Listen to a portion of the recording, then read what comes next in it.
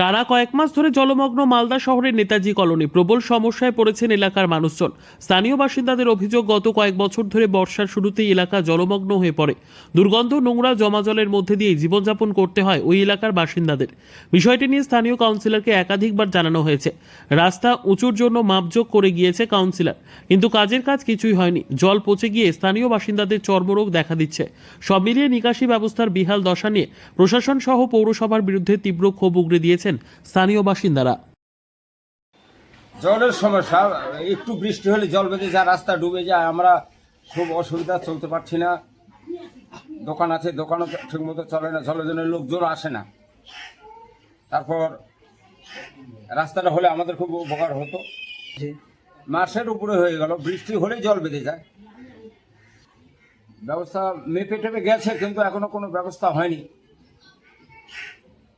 আমরা চাইছি রাস্তাটা উঁচু হোক, 2 ফিটের মতো উঁচু হলে আমাদের রাস্তায় জল জমতো না। এই জলটা বিল ভরার জন্যই জমছে না, ক্যানেল হয়নি। ক্যানেল হলে জলটা বেরিয়ে যেত, ক্যানেল নাই তো, কি করে জল, একটু বৃষ্টি হলে জল বেরিয়ে যায়। হ্যাঁ, পোকামাকড়ের ভয়, সাপও আসে, তারপরে পা চুলকানি হয়ে যাচ্ছে, অনেক কিছু হচ্ছে। নোংরা জল, বাথরুমের জল সব এসে ঢুকে যাচ্ছে। রবি সরকার।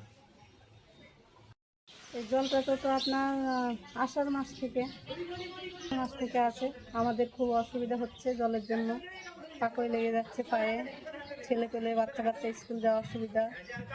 জলটা বের করার ব্যবস্থা তো দেখে গেছে, দেখে যাচ্ছে। দিনের বেলা যে চুলকানি হয়ে যায়, আর রাত্রিবেলা পোকামাকড়, সাপ টাপ আসে জলে। হ্যাঁ, অসুবিধা। আমরা সন্ধ্যার পরে আর বেরাই না বাড়ি থেকে। কি নাম আপনার? আমার নাম মীরা হালদার। হ্যাঁ, আমাদের পেছন দিকের কিছু এলাকা, যেমন নেতাজি কলোনির কিছু অংশ, আমাদের অবশ্যই জল জমে আছে। এটা দীর্ঘদিনের একটা সমস্যা, নতুন সমস্যা নয়। আমাদের তো এটা বিলেরই, বিল সংলগ্ন কিছু এলাকা এই অতিবৃষ্টির ফলে জলমগ্ন হয়ে পড়ে। তো সেরকম সেই এলাকাগুলো শুধুমাত্র বর্ষার সময় নয়, মানে বর্ষাকালেই দীর্ঘদিন ধরে জলটা জমে থাকে। তো আমরা এই ডেঙ্গুর প্রাককালে চেষ্টা করছি সেই জল জায়গাগুলো, যেহেতু জল নিকাশির আমাদের কাজ চলছে, আপনারা জানেন খুব ভালো মতো, এবং আমাদের চেয়ারম্যান স্যার অতি তৎপরতার সাথে সেই জায়গার কাজ সম্পন্ন করার জন্য আমাদের ইরিগেশনের এনওসিও নিয়ে এসছে। তো আমাদের সেই কাজ চেষ্টা করছি আমরা খুব তাড়াতাড়ির সাথে সম্পন্ন করা, এবং সেই কাজ সম্পন্ন হলে আশা রাখছি আমাদের এই জলের সমস্যা থেকে আমরা মুক্ত হব।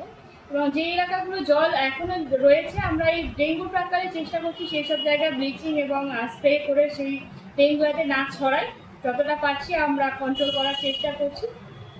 এইভাবেই চলছে, কারণ আমাদের এই মুহূর্তে অপেক্ষা করা ছাড়া, ওই কাজটা সম্পন্ন করা ছাড়া আমাদের হাতে এই মুহূর্তে কিছু করণীয় নেই।